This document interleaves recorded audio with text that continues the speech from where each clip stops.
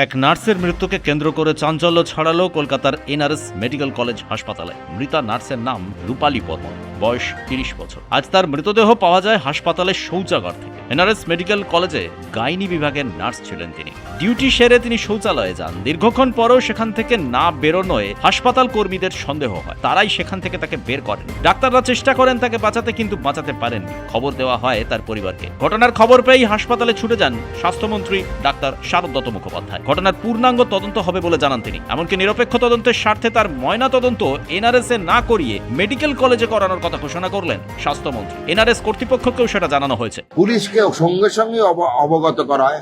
আনুমানিক 11টার বেশ কিছুক্ষণ পূর্বে 11:15 থেকে 10:50 নাগাদ পুলিশ চলে আসেন এখানে। আমরা পরবর্তী যা সবকিছু পুলিশের হাতে আমরা তুলে দিই। প্রাথমিকভাবে জানা গেছে কি উনি আত্মহত্যা করেছেন? আমরা অনুমানে চলি না, বিজ্ঞানে চলি। অনুমানের কোনো জায়গা নেই। দয়া করে সংবাদ মাধ্যম কোনো অনুমানের অবকাশ রাখবেন না। ময়না তদন্তের জন্য আমরা মৃতদেহটি পাঠিয়েছি। মৃত ব্যক্তির হাজবেন্ড, ওনার নাম হচ্ছে রাহুল দাস। উনি থাকতেন দমদম ক্যান্টনমেন্ট এরিয়ায়। বিবাহিত সিস্টার, ওনার হাজবেন্ড বা স্বামীর নাম রাহুল দাস। ওনারা কলকাতা শহরে দমদম ক্যান্টনমেন্ট এরিয়ায় থাকতেন। আর ওনার আমাদের নার্সিং স্টাফ, ওনার অরিজিনাল বাড়ি হচ্ছে সাউথ খন্দা, প্রতাপদিঘি থানা, পটাশপুর, পূর্ব মেদিনীপুর। দু জায়গাতেই আমরা খবর পাঠাই তৎক্ষণাৎ।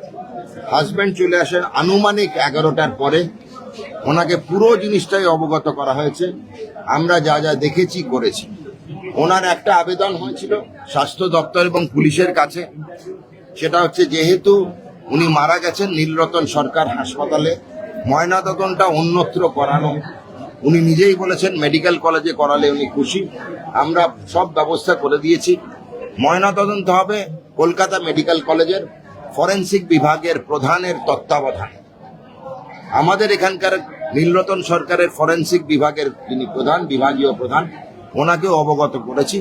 উনিও সেটা জানেন এবং উনিও যা ওনার জন্য ওনার দপ্তরের তরফ থেকে মেডিকেল কলেজ দপ্তরে জানানো, সেটা আমি জানিয়ে দিয়েছি।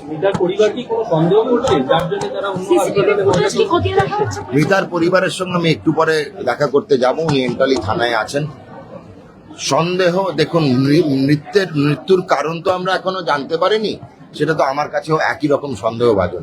কেন মারা গেলেন, কিভাবে মারা গেলেন, মারা যাওয়ার সময় কি ঘটনা ঘটেছিল, এই প্রশ্নের উত্তর তো পুলিশ দেবে, ময়নাতদন্ত রিপোর্ট দেবে। বারবার বলছি, অনুমান করবেন না, অনুমানের অবকাশও রাখবেন না। এমএসসি নার্সিং শেষ করে এনআরএস হাসপাতালে স্টাফ নার্স হিসেবে কাজ করছিলেন রূপালী। স্বামীর সঙ্গে দমদমে থাকলেও তার আসল বাড়ি পূর্ব মেদিনীপুরের পটাশপুরে। এটি খুন নাকি আত্মহত্যা, ময়নাতদন্তের রিপোর্ট এলেই জানা যাবে বলে জানিয়েছে পুলিশ। তো ইমিডিয়েটলি যা স্টেপস আছে, আমাদের সিন অফ ক্রাইম আছে, সেটা সিল করে দেওয়া হয়েছে এবং আর এখন পোস্টমর্টম করা হবে এবং বাকি যা ইনভেস্টিগেশন আছে অলরেডি আমাদের ডিডি হোমিসাইড স্কোয়াড যারা আছে ওরা অলরেডি টেক আপ করে নিয়েছে। এনআরএস এর এই ঘটনা আরও একবার উস্কে দিল আরজি কর কাণ্ডকে। ব্যুরো রিপোর্ট, উবের কলম ডিজিটাল।